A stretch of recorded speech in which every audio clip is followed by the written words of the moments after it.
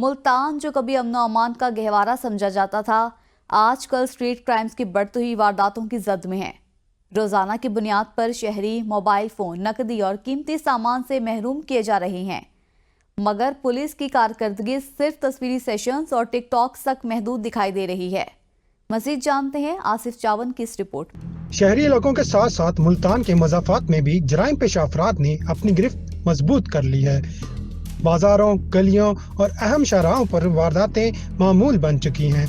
शहरी कहते हैं कि पुलिस रिपोर्ट दर्ज करने में टाल मटोल करती है और अगर रिपोर्ट दर्ज हो भी जाए तो कार्रवाई का वादा कागजी साबित होता है, जिसकी वजह से शहरियों और ताजरों का जीना महाल है।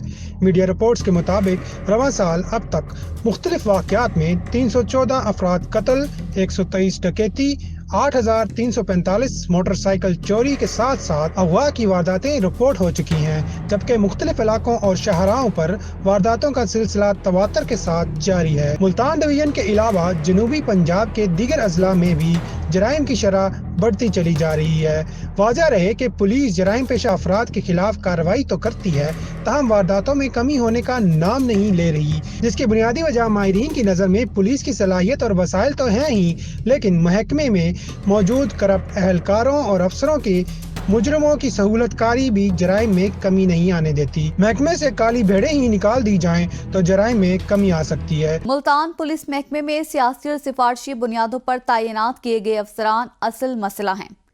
उनका ध्यान अवामी तहफ़्फ़ुज़ के बजाय अपनी ज़ाती तशहीर पर होता है।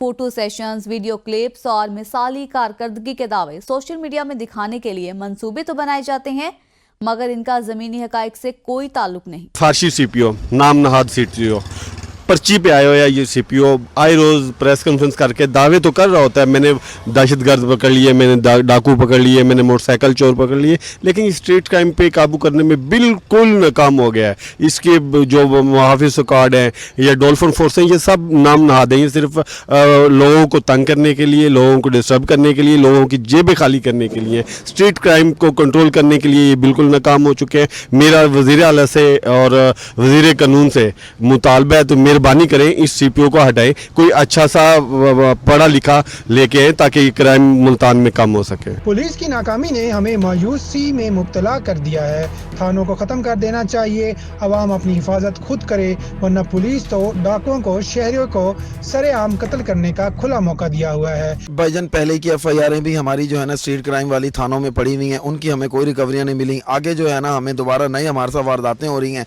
पिछले मोबाइलों के हमारे किस्तें इंस्टॉलमेंट जाती नहीं है, अगले हमारे खिंच जाते हैं, पैसे ले जाते हैं, ठीक हो गया। अब उसके बाद जो है ना समझ से बाहर है कि जिसको देख लो वो एक्टिंग SHO अपने आप को कहता है। ये पता नहीं एक्टिंग, इनके पास SHO नहीं है, ऑफिसर्स नहीं है, क्या नहीं है। भाईजान फिर इस तरह करें, सिविल आवाम को थानों में जाके बिठा दें, हम ही कर लें। फिर ये पता नहीं क्या ये करना चाह रहे हैं। CPO साहब मुल्तान के कारकर्दगी अपनी रोज़ दिखा रहे हैं, पुलिस के पेज पे दिखा रहे हैं, सारे काम कर रहे हैं, लेकिन वो ये तो पता कर लें कि लोग लुट रहे कैसे हैं। वो उनको 2-4 FIR 50 में से उठा के 2-4 उठा के उसकी प्रेस कॉन्फ्रेंस कर देते हैं। तो इनसे गुजारिश है, हमारी मेहरबानी करें, ये सिफारशी SHOs और ये जितने भी इंस्पेक्टर वगैरह एक्टिंग या SI लेवल के लगाए जा रहे हैं, जो SHO प्रॉपर जिसका काम है उसी को तैनात करें ताकि वो हमारे मसले हल कर सके। हम कब तक लुटेंगे। सिफारशी और पर्ची वाले CPO मुल्तान और सिफारशी SHOs की तैनाती जराइम के बढ़ने की असल वजह है। पढ़े लिखे और तजुर्बाकार पुलिस अफसरान तैनात करके जराइम को कंट्रोल किया जाए।